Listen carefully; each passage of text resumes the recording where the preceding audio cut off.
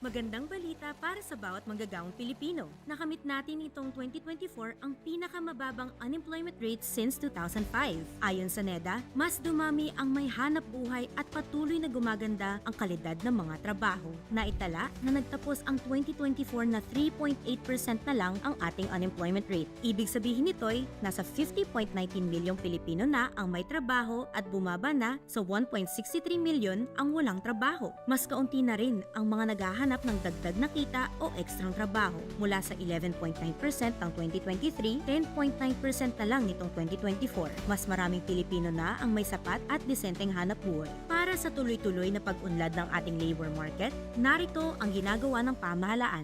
Enterprise-based Education and Training Framework para matiyak na ang skills ng ating mga manggagawa ay tugma sa pangangailangan ng industriya. Inclusive work arrangements para mabawasan ang hadlang sa trabaho, lalo na sa kababaihan at kabataan. Action Fund and Emergency Repatriation, agarang tulong para sa mga OFW na nangangailangan. Oo, may mga pagsubok pa, pero tuloy ang suporta ng gobyerno upang makalikha ng mas maraming trabaho, mas maunlad na kabuhayan at mas magandang kinabukasan para sa bawat Pilipino.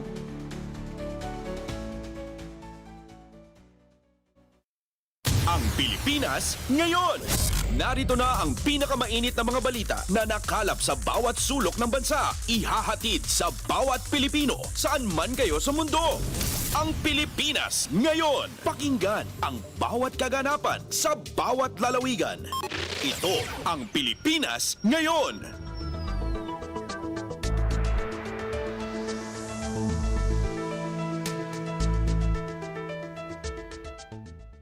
Magandang araw po sa ating mga tagapakinig. Welcome po ulit sa ating programang Ang Pilipinas Ngayon. Ito pong muli ang inyong lingkod, Steph Vicente. Samahan niyo po ako sa kabuuan ng ating palatuntunan.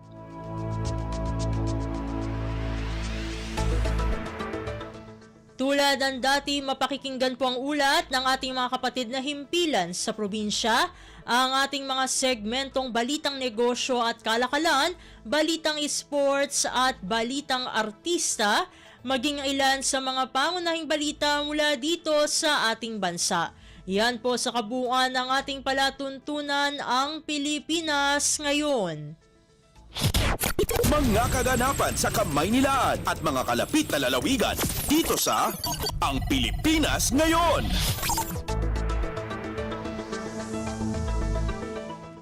Sa mahahalagang balita, personal na iniabot ni Pangulong Ferdinand R. Marcos Jr. ang cash gifts sa mga centenarian o may edad 100 pataas.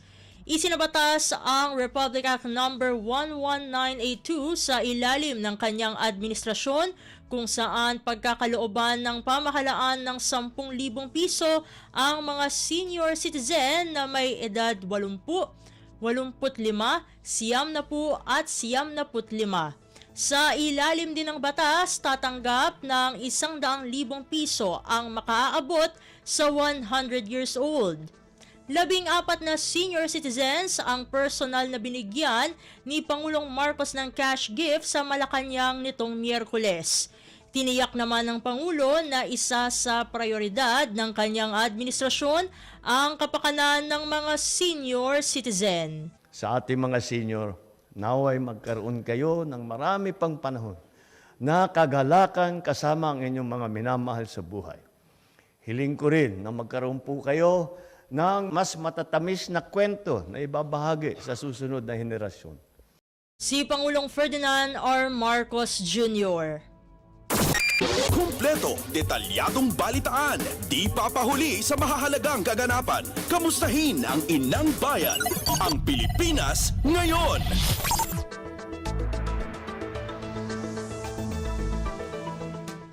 Samantala, ipinag-utos naman ni Pangulong Ferdinand R. Marcos Jr. ang pagtitiyak sa pagbibigay ng tamang benepisyo para sa mga senior citizen.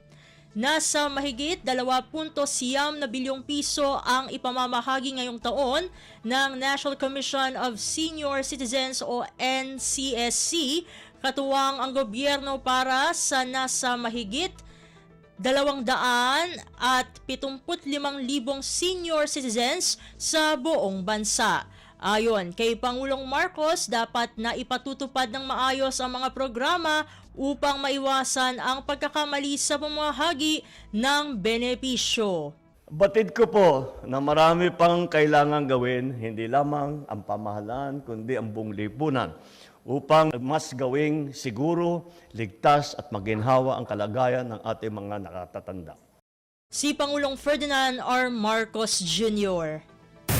Pasada ng mga balita mula sa Pilipinas para sa mga Pilipino saan man sa mundo. Ang Pilipinas ngayon.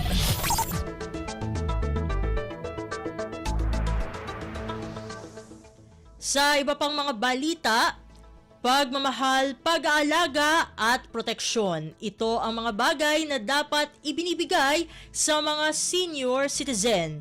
Kaya naman sinabi ni Pangulong Ferdinand R. Marcos Jr. na ginagawa ng gobyerno ang lahat upang maibigay ang kanilang pangailangan at mga benepisyo. Sa bagong Pilipinas, hangad natin na mabuhay ng may ginhawa at dignidad ang ating mga matatanda. Mga kababayan, hindi na dapat pinagdadaanan ng ating mga senior citizen ang ganitong mga problema sa yugtong ito sa kanilang buhay.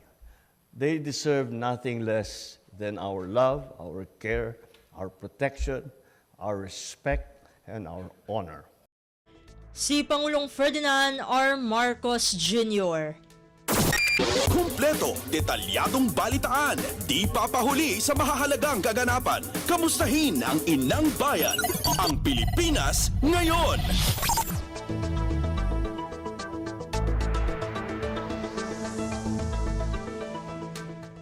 Samantala, driver ng estudyanteng dinukot sa Taguig City, patay na ng natagpuan.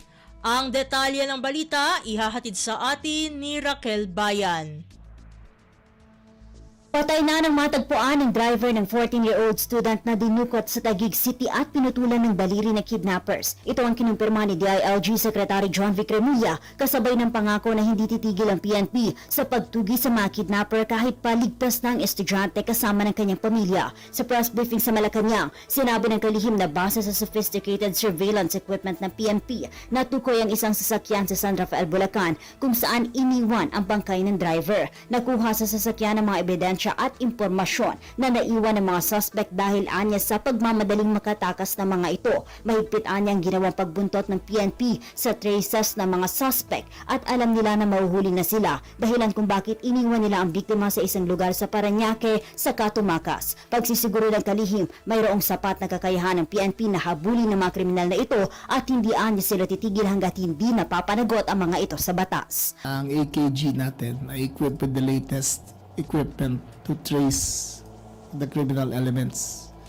Nung nakahalata sila na sila ay nahabol na, I think they had, sa palagay ko lang, they had a 2-minute window to extract and to transfer, to leave to another vehicle. Kaya naiiwan yun.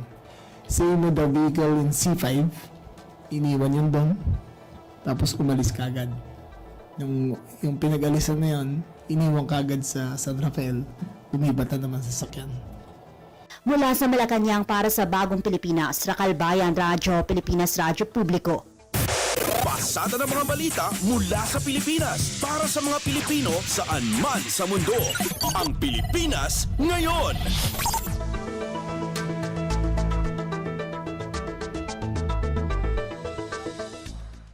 Sa kaugnay na balita, police visibility sa mga paaralan at iba pang lugar na maaaring magkaroon ng kidnapping incident, pinalalakas na ng PNP.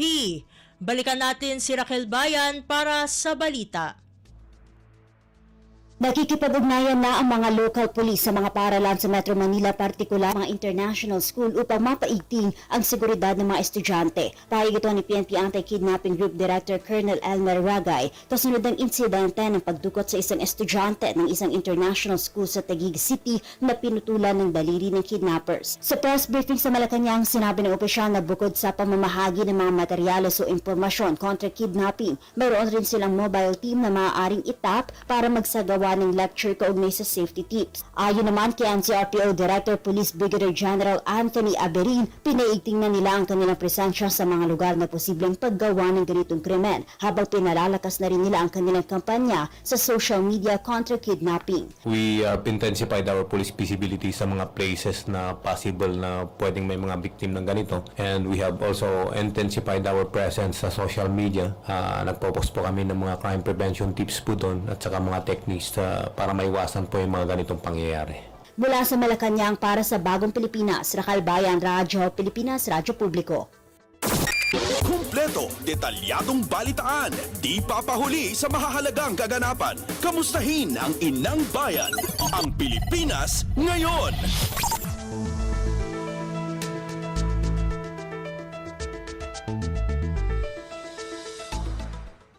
Samantala, Senate Impeachment Court kakayaning tapusin ang paglilitis sa loob ng 2 hanggang 3 buwan.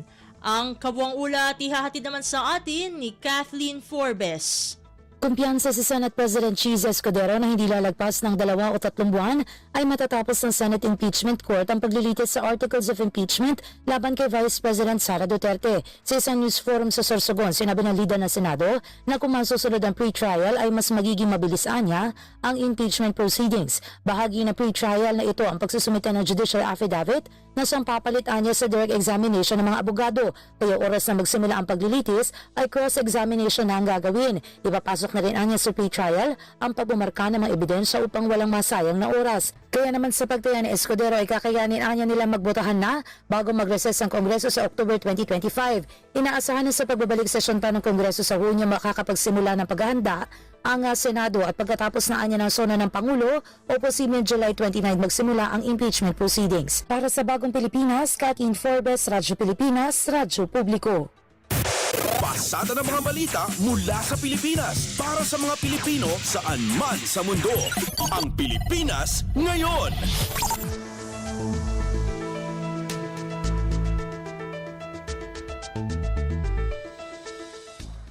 Sa iba pang mga balita, online campaign platform registration ng ilang kandidato para sa pagkasenador at mga party list, ipinakukumpleto na ng COMELEC.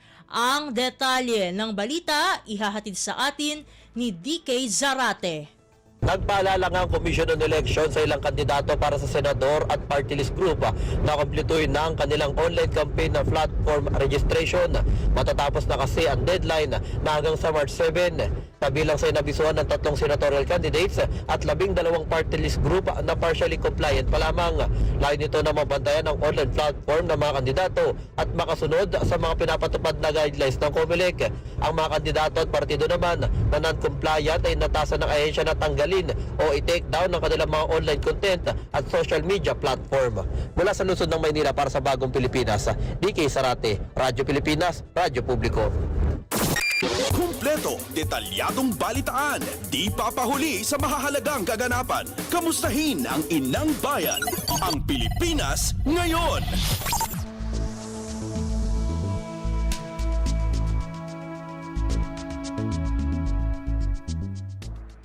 Samantala, election-related violence unti-unti nang tumataas ayon sa COMELEC.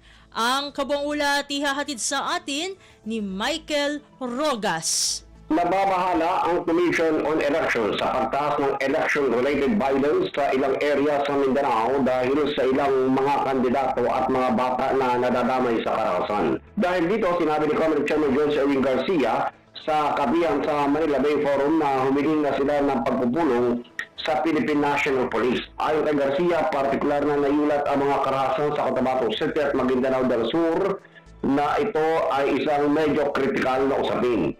Sabi pa niya, maaaring hindi ito na ibabalita ng national media sa probinsya lamang, pero may mga barangay officials na mga kandidato at mga bata na naisasakripisyo dahil sa karahasan na maituturing ng election-related violence.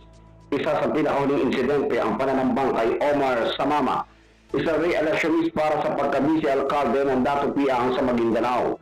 Ayon kay Garcia, nagsumite na ang PNP ng initial investigation report at mayroon na rin humigit kulang na 10 suspect. Inambos din sa Zamboanga City ang Provincial Election Supervisor ng COMELEC sa Sulu na maswerte nakaligtas, ngunit sinawing palad ang kanyang kapatid. Sa ngayon, wala pang kabuang datos ang COMELEC kung ilan na ang naitatalang election-related violence sa sakop ng Bangsamoro Autonomous Region ng Muslim Mindanao. Asahan naman daw na habang papalapit pa ang halalan ay madaragdagan pa bilang ng karahasan na may kaugnayan sa halalan. Mula sa Maynila, para sa Bagong Pilipinas, ito si Michael Rogas sa Radyo Pilipinas, Radyo Publiko. Pasada ng mga balita mula sa Pilipinas para sa mga Pilipino saan man sa mundo. Ang Pilipinas ngayon.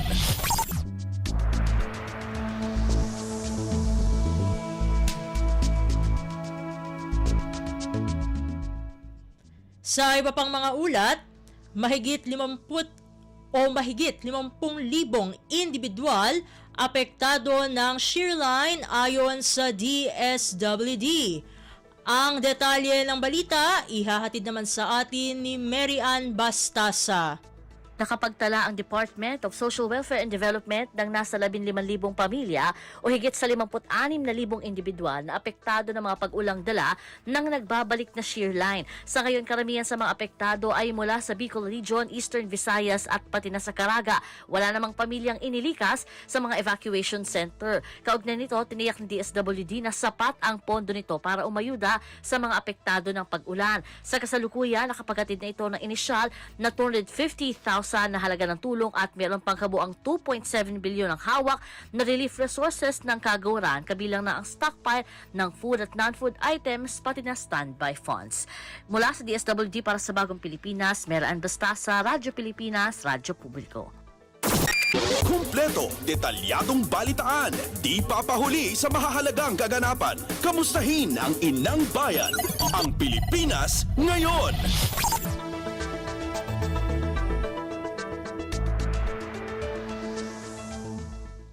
Sa iba pang mga balita, National Amnesty Commission nakapagtala ng record-breaking amnesty applications sa loob lamang ng isang araw. Ang kabuang ulat ihahatid sa atin ni J. Mark Dagala. Ipinamalaki ng National Amnesty Commission na nakapagtala sila ng pinakamataas sa bilang ng mga aplikasyon mula sa mga dating miyembro ng Moro Islamic Liberation Front o MILF at Moro National Liberation Front o MNLF sa loob lamang ng isang araw. Batay sa datos ng NAC, nakapagtala sila ng 127 amnesty applications nito lamang Pebrero 25, kung saan 104 dito ay mula sa MILF habang 23 naman ang nagmula sa MNLF.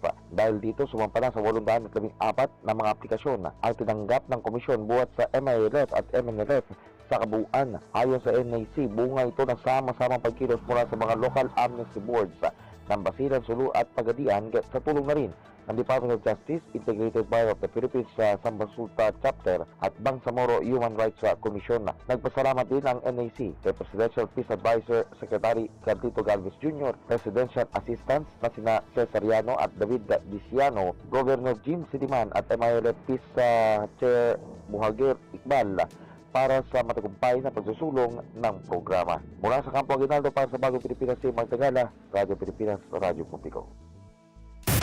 Pasada ng mga balita mula sa Pilipinas para sa mga Pilipino saan man sa mundo. Ang Pilipinas ngayon.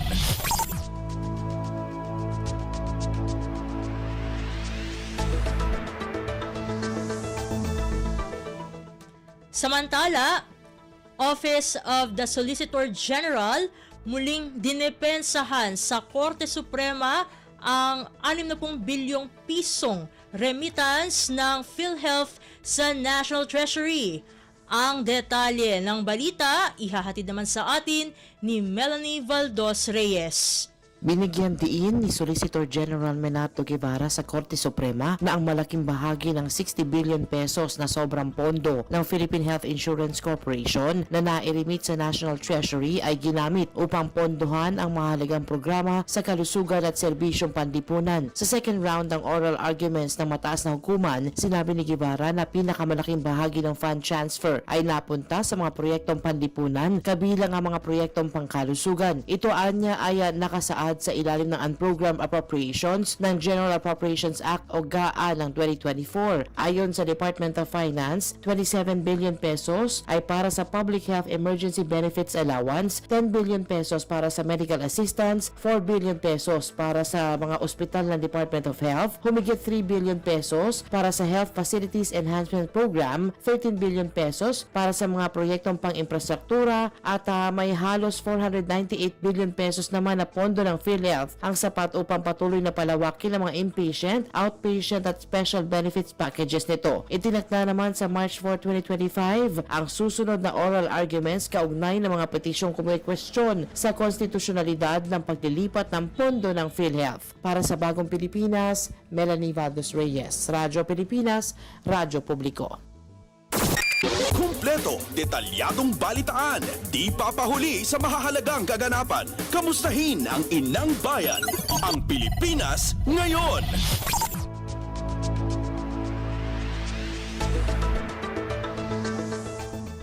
Sa iba pang mga balita, Bureau of Immigration o BI iginiit na hindi kanlungan ng iligal na aktibidad ang Pilipinas. Ang kabuang ulat ihahatid naman sa atin ni Lawrence Tanhoco. Tiniyak ni Bureau of Immigration Commissioner Joel Anthony Viado na patuloy na magiging prioridad ng kanilang ahensya ang pagpapadeport ng mga iligal na dayuhan sa bansa. Ito ang binigyan din ng opisyal matapos sipain ang nasa 100 Chinese nationals papalabas ng Pilipinas dahil sa samut-saring iligal na aktibidad.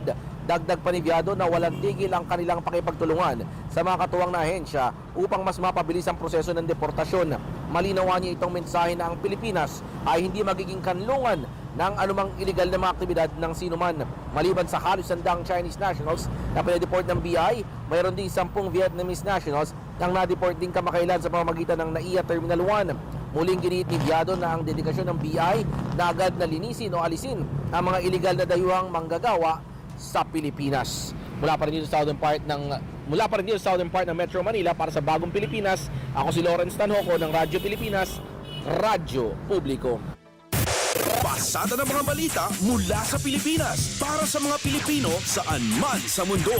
Ang Pilipinas ngayon.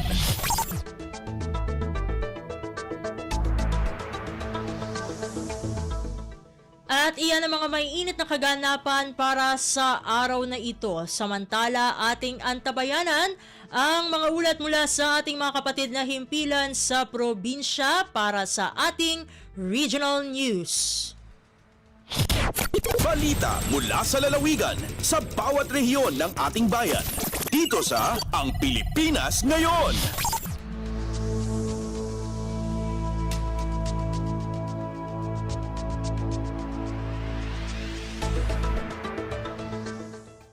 Narito na ang bugso ng ating regional news. Dumako muna tayo sa rehiyon ng Luzon. National Irrigation Administration o NIA naniniwalang walang halong politika ang mga major project ng nasabing ahensya. Ang kabuang ulat ihahatid sa atin ni Jude Pitpitan mula sa Lawag. Patsen ni National Irrigation Administration Administrator Eddie Guillen nga awan ti maris politika kadagiti major projects nga ipatpatungpal iti nasao nga ahensya. Dahiti kadbaban iti panakaprobar na dagitoy ni President Ferdinand R. Marcos Jr. May isa pa managnag dita kat iti balog-balog multipurpose dam. Iluluwag ni Guillen nga iti administrasyon ni dati Presidente Cory Aquino kat naiyakar ti pondo ti Ilocos Norte Ilocos Sur Abra Irrigation Project para iti nasao nga dam. Ipasigurado ni Guillen at ikalikagom dagpada kani PBBM ket mapaduras ti agrikultura kadagiti iti amin a lugar diti Pagilian dayta ket anyaman a kolor ti politika iti suportaran dagiti residente. Ti inisaip ket maysa a proyekto diti Region 1 a nabayagen nga urayen dagiti Mannalon. Tinaso proyekto ket marugen itatawan ken manamnama amalpas into no 2030. Manipod Radyo Pilipinas Lawag, Jude Pitpitan para iti Radyo Pilipinas World Service. Balita mula sa lalawigan sa bawat rehiyon ng ating bayan. Dito sa Ang Pilipinas Ngayon.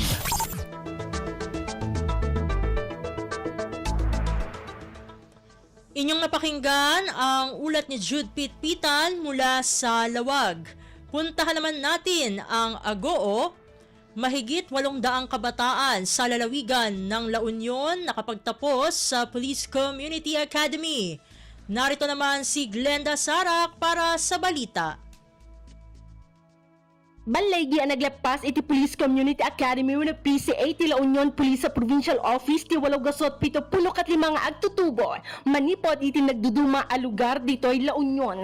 Naangay ti graduation ceremony kariti agtutubo baban iti panangidaulo ni Police Colonel Harold Bruno, Provincial Director ti LUPPO, bayat na nagserbikas kang runanas ang ili ni Police Brigadier General Lou Evangelista, Regional Director ti Police Regional Office 1. Etimansay ti Regional Director kinumendaran na dagiti agtutubo ken inyunay-unay na tinapatag nga akam dagitoy iti panang pasaya at iti komunidad babaan iti panang taginayon iti linak ken kapya. Sakbay ti graduation rites na angay ti Police Community Academy Bootcamp dagiti partisipantes nga agtutubo. Sigon kini Colonel Bruno, tarigagay ti aktibidad a mapabilag dagiti agtutubo ken maipasagapsap iti kapanunutan dati panagbalin anasaya at a leader. Dinakamat na pay ang makatulong ti PCA tapno mailiklik dagiti agtutubo kariti dakas abambanag kan kini daw nati panang suporta ti tunggal maysa iti PCA. Manipod aggo La Union, Glenda Bakungan, Sarak, parita Radyo Pilipinas World Service. Balita mula sa lalawigan sa bawat rehiyon ng ating bayan. Dito sa Ang Pilipinas Ngayon.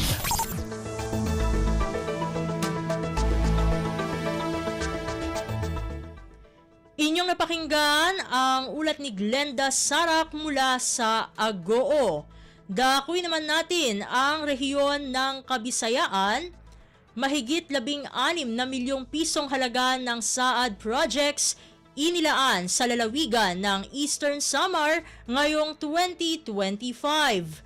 Ang detalye ng balita ihahatid sa atin ni Sok Aberia mula sa Borongan. Ba kantidad din sobra 16.3 milyones de pesos na Special Area for Agricultural Development o SAAD projects at doon ay hilutaga Eastern Samar yan ang tuig 2025. Inatunigin sayod ni Justin Medalier o Jessica Alvero SAAD staff o Department of Agriculture Regional Field Office 8 durante ang usapang agrikultura program at DYS Radyo Pilipinas Borongan na naglabaying adlaw. Ang nasabi ang kantidad sigun kanda Del Euro o Alvero in parent livelihood projects kundi 5 para pagbabakti ng swine, 6 para pagmamanukan ug 13 pagtatanong ng high value crops in pareng 24 ang grupo in mga parag-uma probinsyan sinirangan Samar.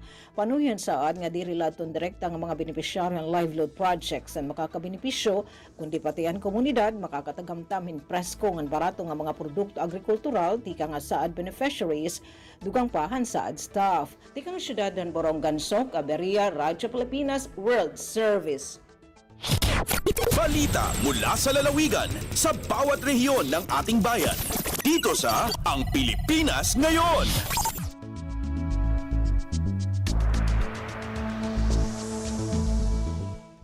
Inyong napakinggan ang ulat ni Sok Aberia mula sa Borongan.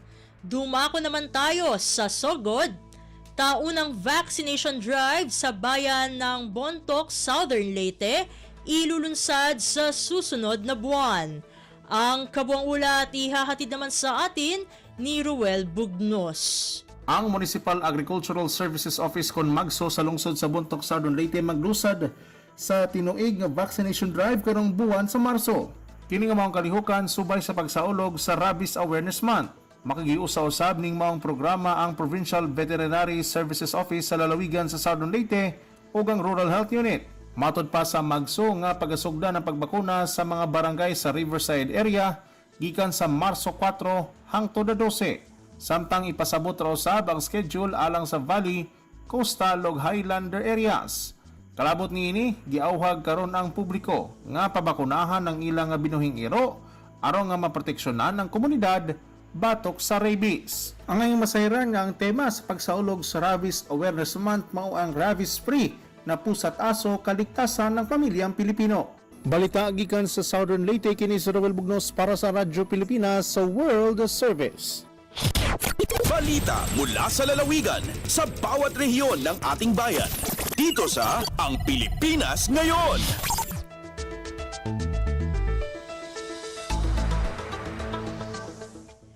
Inyong napakinggan ang ulat ni Ruel Bugnos mula sa Sogod.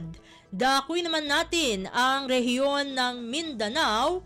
4th Infantry Division ipinagdiwang ang 55 taon ng service excellence at kinilala ang outstanding units at personnel. Ang detalye ng balita ihahatid sa atin ni Ryan Carbon mula sa Cagayan de Oro.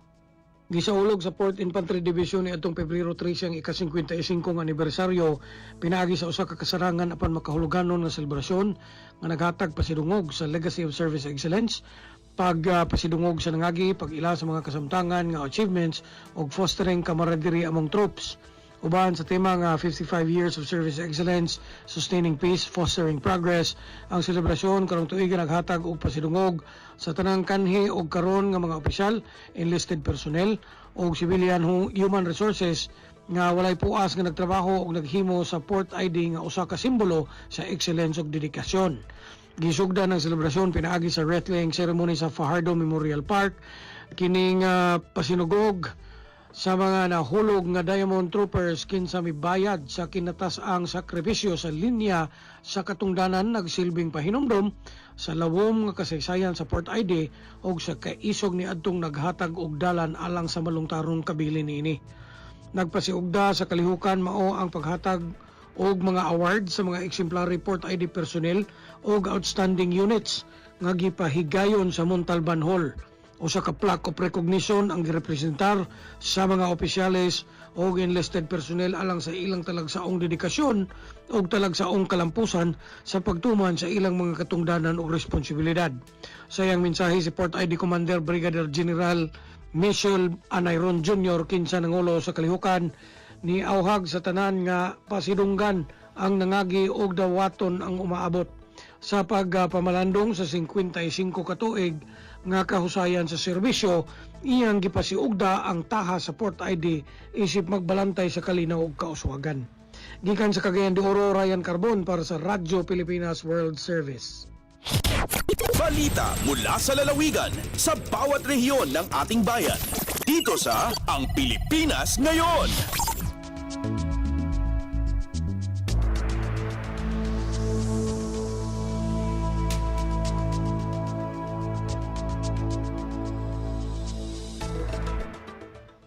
Inyong napakinggan ang ulat ni Ryan Carbon mula sa Cagayan de Oro. Puntahan naman natin ang Zamboanga.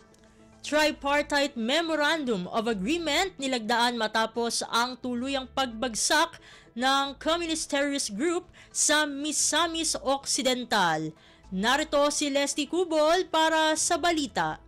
Ilagdaan sa 1st Infantry Tabak Division sa Philippine Army, Misamis Occidental Police Provincial Office o sa Misamis Occidental Provincial Government ang usa ka tripartite memorandum of agreement alang sa security, peace and order, unity and stability efforts o spouses sa Misamis Occidental. Ang landmark agreement timaan kini sa panagiusa sa Tabak Division, PNP o sa pagamahanang probinsyal o sa mga stakeholder diya sa ilang hiniusang paningkamot sa pagkabot sa kausay kalinaw sa lalawigan. Gimo ang paglagda o man ang malampusong pagbungkag sa Provincial Task Force to End Local Communist Armed Conflict o PTFL-CAC sa duruha ka Communist Terrorist Group o CTG guerrilla fronts nga nagpugad kanhi sa Misamis Occidental. Gumikan sa maong kalampusan, mikabat sa 28 ka mga barangay sa Misamis Occidental ang hingpit nga nakalingkawas gikan sa impluensya sa CTG o gapagtahan sa 128 ka mga sakop sa guerrilla front Sindong o guerrilla front Joji. Ang Misamis Occidental nahimo nagkarong insurgency-free province human sa hingpit nga pagkabungkag sa guerrilla front Sindong nga misang potosab sa pagkahugno sa Western Mindanao Regional Party Committee. Gikan diri sa Radyo Pilipinas Zamboanga, kini Celeste Cubol para sa Radyo Pilipinas World Service.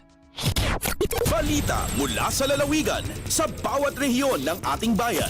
Dito sa Ang Pilipinas Ngayon.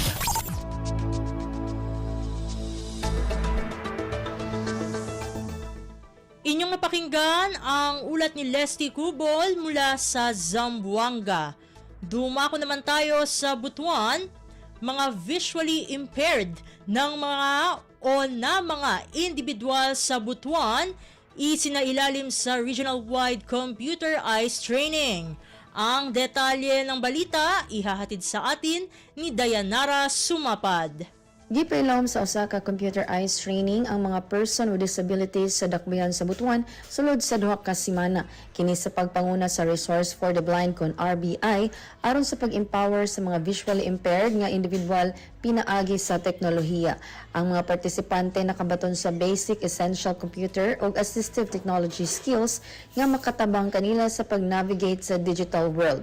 Gikan sa screen readers to keyboard shortcuts, gitudluan usab sila sa RBI's mga tools para sa education, employment ug independence. Pinaagi sa regional-wide nga programa sa computer skills training, nakabaton ang mga benepisyaryo ug kahibalo sa teknolohiya.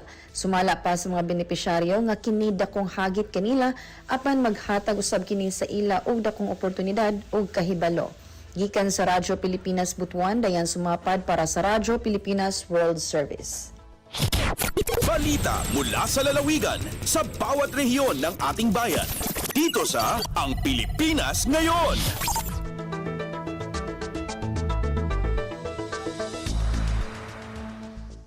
Inyong napakinggan ang ulat ni Dayanara Sumapad mula sa Butuan. Puntahan naman natin ang Iligan, PhilHealth Iligan City at Danao del Norte nakakolekta ng mahigit 5 milyong piso na halaga ng kontribusyon sa taong 2024. Ang kabang ulat ihahatid naman sa atin ni Sharif Timhar Habib Majid. Miabot sa kapin 5 million pesos ang kinatibuk ang kontribusyon nga natigom sa PhilHealth Iligan City and Danao del Norte sa tuig 2024. Mukabat sa kapin 1 ka milyon ang kinatibuk ang ihap sa mga miyembro sa maong ahensya. Base kini sa datos nga gipahibalo sa PhilHealth dungan sa pagsaulog sa ilang ika-30 nga anibersaryo.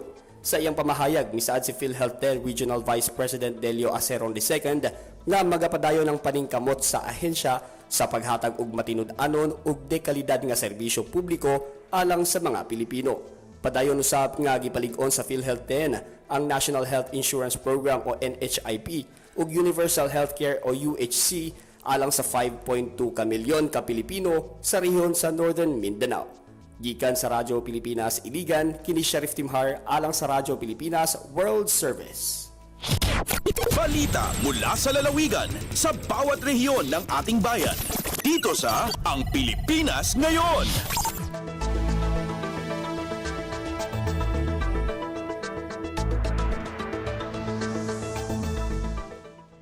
Inyong napakinggan ang ulat ni Sharif Timhar Habib Majid mula sa Iligan.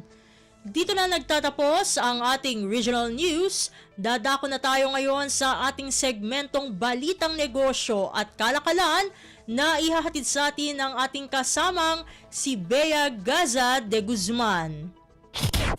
Lagay ng ekonomiya, kalakalan, negosyo at iba pa. Atin ang alamin dito sa Ang Pilipinas Ngayon.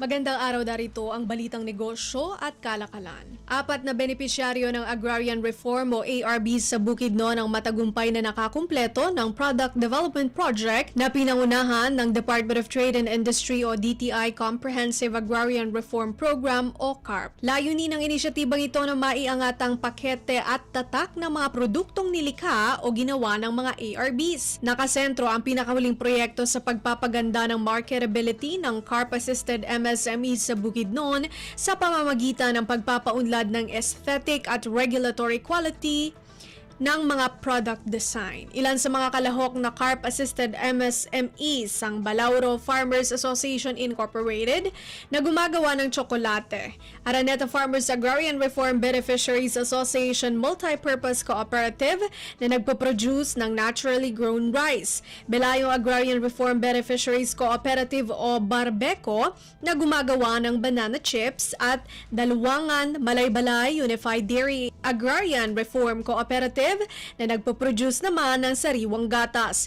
Imo-monitor ngayon ang market performances ng mga bagong dinisenyong produkto upang masuri ang epekto at bisa ng proyekto. ang DTI Carp ang minandato na magbigay ng komprehensibong suporta at serbisyo sa carppreneurs. Kabilang sa mga serbisyong ito ang product development, entrepreneurial training, strategic partnerships at consultancy. Sa pamamagitan ng serbisyo, mapapalakas ang negosyo, mapapahusay ang market competitiveness at mapapasigla ang sustainable growth sa mga komunidad. Lagay ng ekonomiya, kalakalan, negosyo at iba pa. Atin ang alamin dito sa Ang Pilipinas Ngayon. Mas maraming mga consumer ngayon ang gumagamit ng electronic fund transfer sa pamamagitan ng InstaPay at PesoNet kasabay ng double-digit na value at volume ng mga transaksyon. Ipinapakita sa pinakahuling datos ng Bangko Sentral ng Pilipinas o BSP na nagkakahalaga ngayon ang PesoNet transactions sa 1.52 trillion pesos nitong January 2025, mas mataas ng 31.92% kumpara sa 797.4 billion pesos na naitala noong January 2024. Sa usapinang volume, umabot na ang transaksyon sa PesoNet ng 9.649 million nitong January 2025, tumaas ng 20.57% mula sa 8.2 million na transaksyon noong January 2024. Samantala, sumipa sa 750.6 billion pesos ang transaksyon sa InstaPay nitong January 2025, isang malaking hakbang na 47.81% mula sa 507.8 billion pesos noong January 2024. Umabot na rin ang InstaPay transaction volume sa 150.588 million nitong January 2025, 61.60% na mas mataas sa 93.185 million na mga transaksyon noong January 2024. Ang PesoNet at InstaPay ay mga automated clearinghouse sa ilalim ng BSP, National Retail Payment System. Ayon sa Bangko Sentral, isinusulong ng NRPS ang interoperability o ang pamamaraan kung saan ang mga end user o consumer ay maaari nang magsali ng pera mula sa iba-ibang mga account basta't kasama sa BSP Supervised Financial Institution. Lagay ng ekonomiya, kalakalan, negosyo at iba pa. Atin ang alamin dito sa Ang Pilipinas Ngayon. Pangwakas sa ating balitang negosyo at kalakalan, bida ang Madiskarte Moms PH sa kauna-unahang Asia Pacific UN Women's Empowerment Principles o WEPS Award. Ang Madiskarte Moms PH ay isang online community ng mga kababaihan at mompreneurs sa Pilipinas. Sa naturang forum at award ceremony, ipinagdiwang at kinilala ang mga kumpanyang nagsusulong ng gender equality sa rehiyon at nagbibigay diin sa mga kritikal na paksa tulad ng women entrepreneurship at digital inclusivity. Kalahok sa naturang seremonya sina Athena Denise Galao, Country Program Coordinator ng UN Women Philippines, Melissa Vergel de Dios, PLDT Chief Sustainability Officer and Advocate for Madiskarte Moms PH o MMPH, IE Campus ng Go Digital Pilipinas at Country Head ng Infosys BPM Philippines, NEDA Undersecretary Attorney Crystal Lynn Uy at Connected Women CEO Agnes Gervasio. 4 na taon matapos mabuo ang Madiskarte Moms PH na ngayon may 200,000 miyembro, patuloy ito sa pagtataguyod ng digital upskilling, entrepreneurial skills at pagpapalawig sa access ng mga kababaihan sa suporta upang mapalago ang kanilang home-based businesses. Lagay ng ekonomiya, kalakalan, negosyo at iba pa. Atin ang alamin dito sa Ang Pilipinas Ngayon.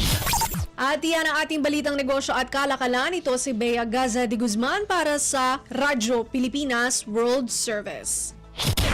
Lagay ng ekonomiya, kalakalan, negosyo at iba pa. Atin ang alamin dito sa Ang Pilipinas Ngayon.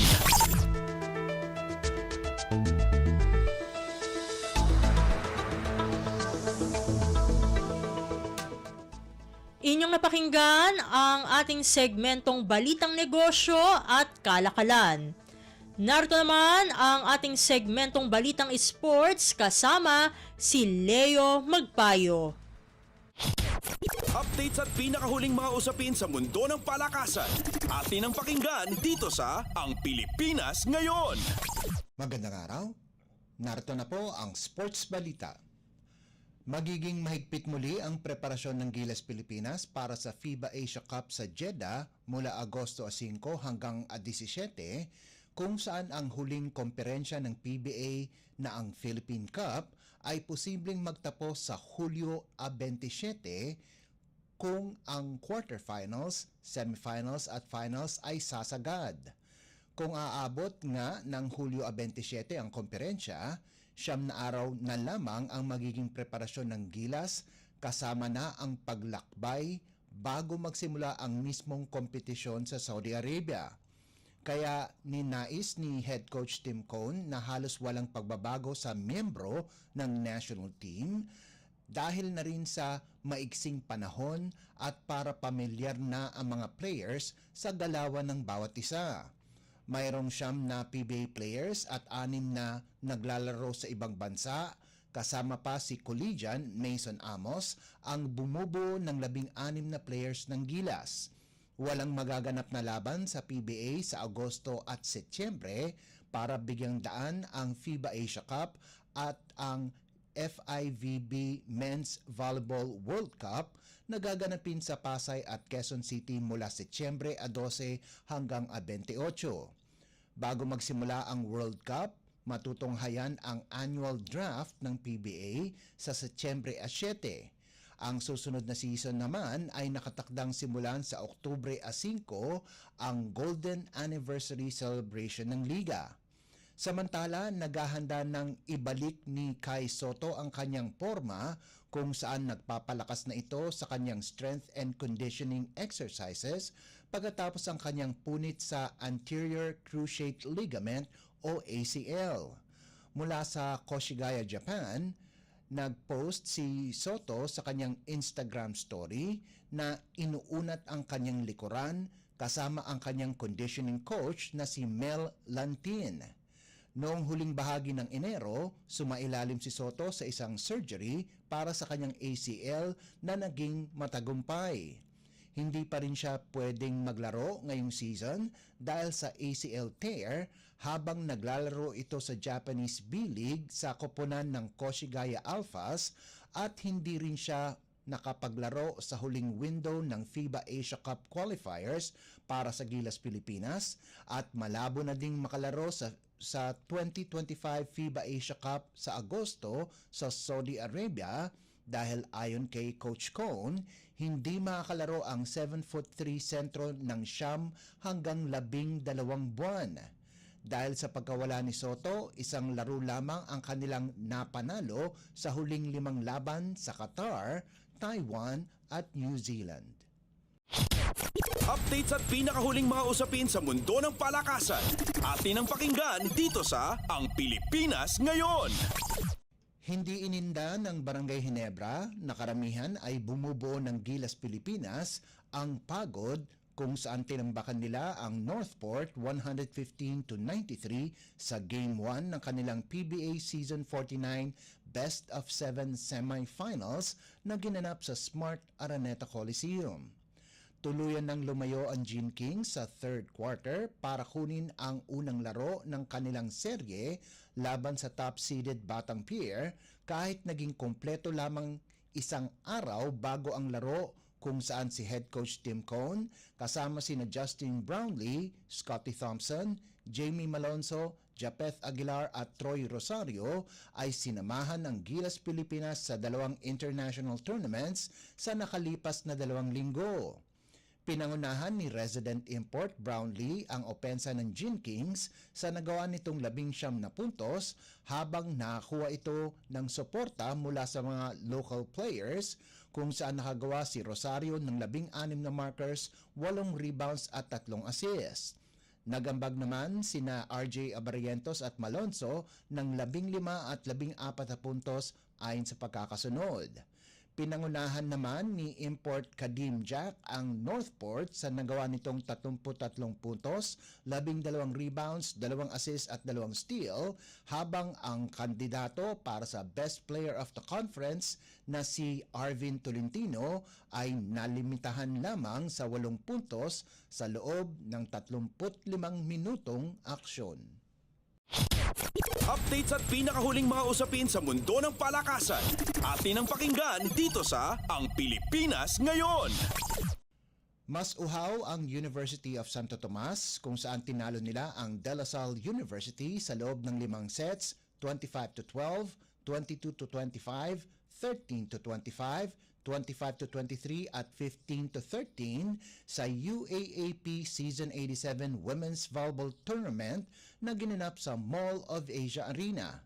Pinangunahan ni Angge Poyos ang Golden Tigresses sa nalikom nitong 28 puntos mula sa 24 na attacks, 3 blocks at isang service ace habang nagdagdag si Reg Jurado ng 17 puntos para mapaganda ng UST ang kanilang record sa 2-1.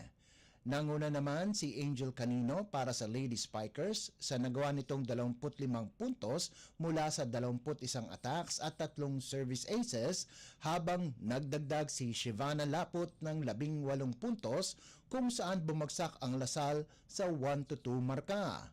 Sa naunang laban, madaling dinispatcha ng Adamson University ang University of the East 25-20, 25-15 at 25-12. Nakagawa ng 18 puntos si rookie Shayna Nitura habang nagposte si Frances Mordi ng 11 puntos para tulungan ang Lady Falcons na mapaganda ang kanilang record sa 2-1. Nagtapos naman ng may 11 at 10 puntos sina Nessa Bangayan at Casey Cepeda ayon sa pagkakasunod para sa UE na nananatiling walang panalo sa loob ng 3 laban. Sa men's division, nalusutan ng Adamson ang 27-29, 25-23, 25-20 at 25-17 panalo kontra UE habang tinalo din ng UST ang Lasal 25-21, 25-20 at 25-16. Updates at pinakahuling mga usapin sa mundo ng palakasan. Atin ang pakinggan dito sa Ang Pilipinas Ngayon. At yan ang pinakahuling balita sa larangan ng palakasan. Para sa Radyo Pilipinas World Service, ito po si Leo Magpayo. Magandang araw. Updates at pinakahuling mga usapin sa mundo ng palakasan. Atin ang pakinggan dito sa Ang Pilipinas Ngayon.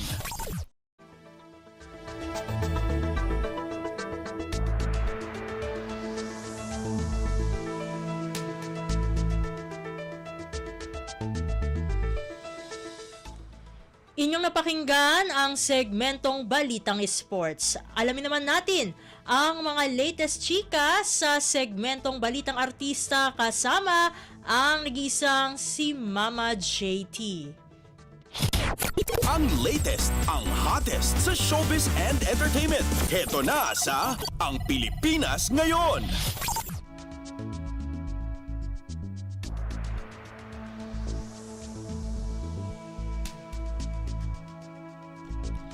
Halo! Magandang araw sa ating mga chismoso at chismosang nag-aabang ng mga trending na balita sa mundo ng showbiz. Ito na ang ratsyada ng ating mga chika.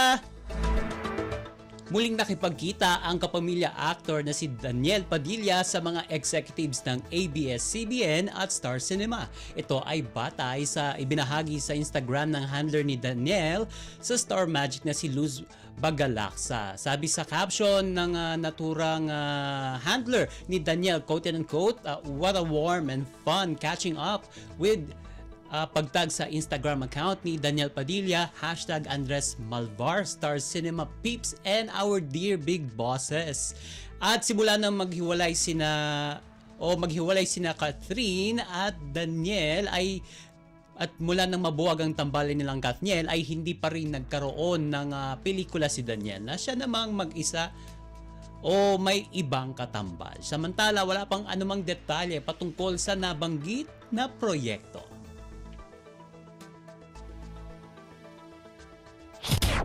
Ang latest, ang hottest sa showbiz and entertainment. Heto na sa Ang Pilipinas Ngayon.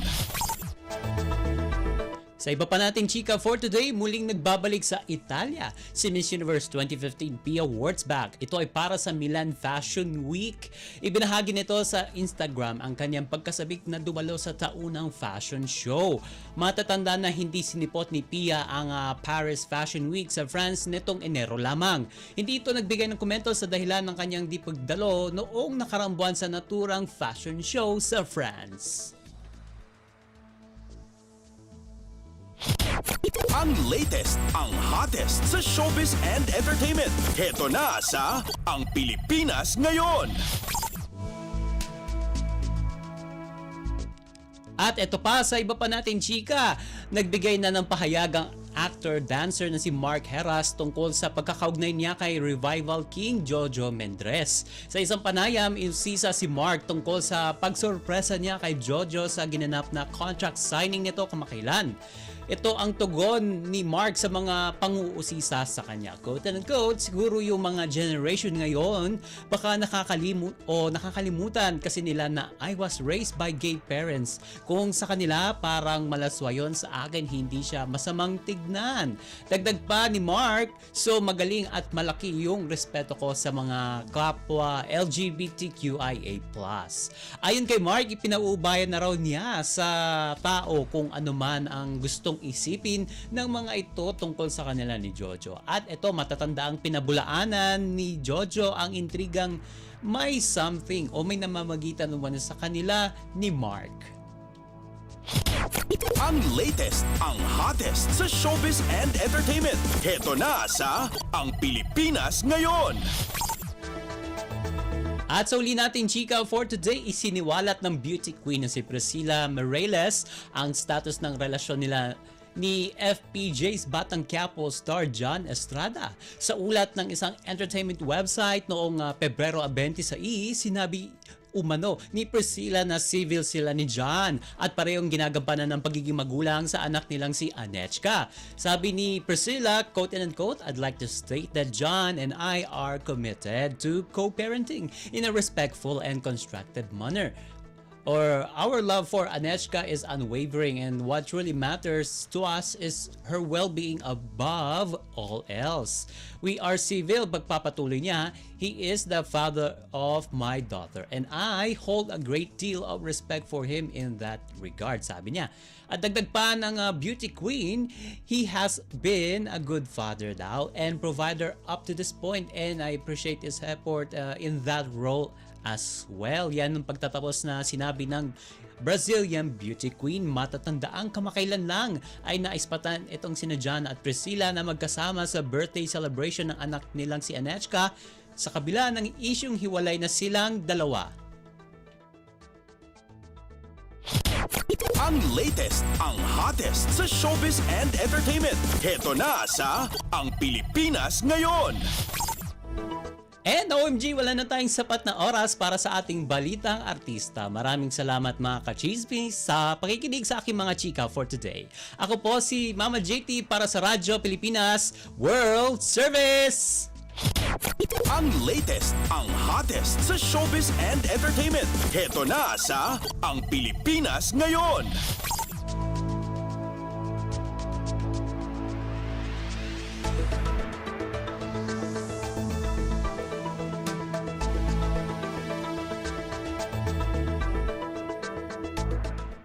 At inyong napakinggan ang ating segmentong Balitang Artista. Yan na po ang kabuuan ng ating programa para sa araw na ito. Samantala, magpapasalamat na tayo sa ating mga nakasama sa ating transmitter site sa Tinang. Sa studio, kasama natin si Milo Jonella, Susan Aison, Hiro Lucero at Anthony Pimentel. Salamat din sa ating OJT na si Henry Doblas ng Rizal Technological University.